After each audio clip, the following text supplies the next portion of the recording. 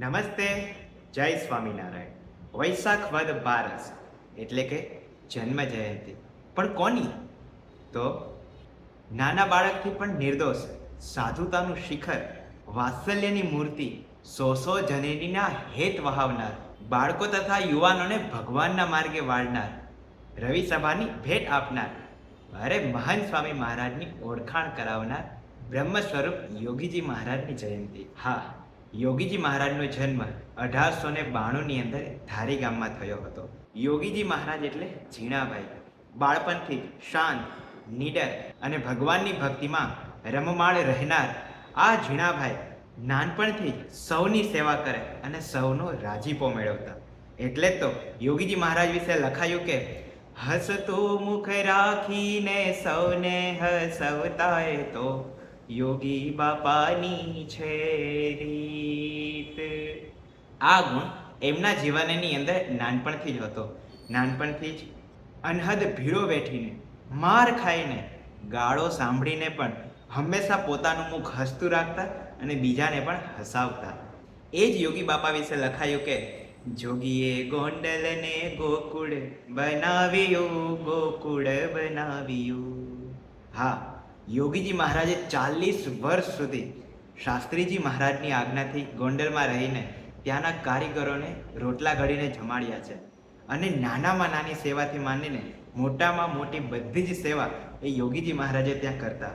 સાથે સાથે યોગીજી મહારાજે 40 વર્ષ સુધી અક્ષરદેરીમાં એ મહાપૂજા કરી અને સૌના હૃદયની અંદર અક્ષરદેરીનો મહિમા એ સ્થાપિત કરી દીધો.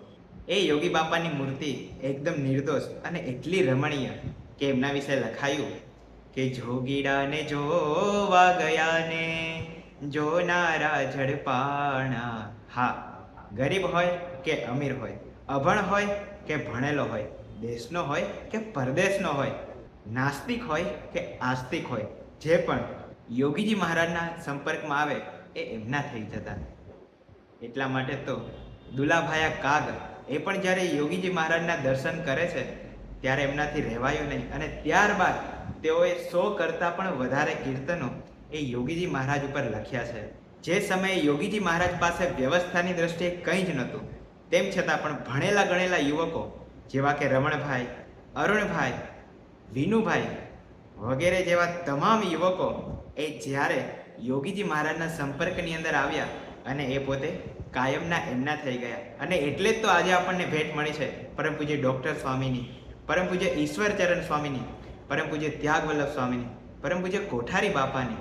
અરે એટલું જ નહીં, પરંતુ આપણા પ્રાણ પ્યારા ગુરુહરિ મહાન સ્વામી મહારાજની ભેટ પણ એ આપણને યોગીજી મહારાજે જ તો આપી છે. એ યોગી બાપા લાગે ભલા ભોળા પણ પોતે દીર્ઘદ્રષ્ટા હતા.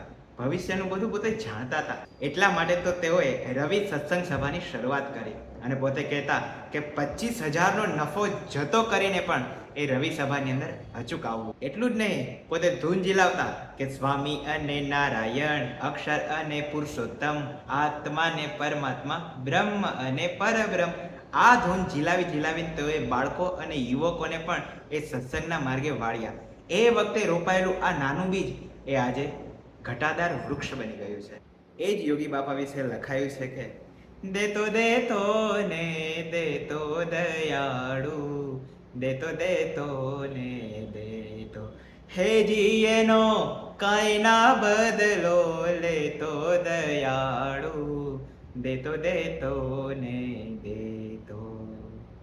હા, એ યોગીજી મહારાજ સાક્ષાત અક્ષર બ્રહ્મનું સ્વરૂપ હતા.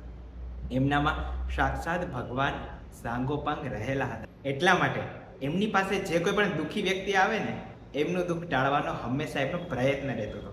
હજારો હરિભક્તો એવું કબૂલતા કે એમના જીવનની અંદર જે કાંઈ પણ આશ્ચર્ય થયા છે એ પરમ પૂજ્ય યોગીજી મહારાજના આશીર્વાદથી થયા છે. તેમ છતાં પણ આટલા ઐશ્વર્યો પ્રતાપ બતાડવા છતાં તેમ છતાં યોગી બાપા તો હંમેશા દાસના દાસ થઈને નાનામાં નાની નીચી સેવામાં જ તેઓ એ આનંદિત રહેતા હતા. એ નિર્દોષતાની મૂર્તિ યોગીજી મહારાજના ચરણોમાં કોટી કોટી વંદન.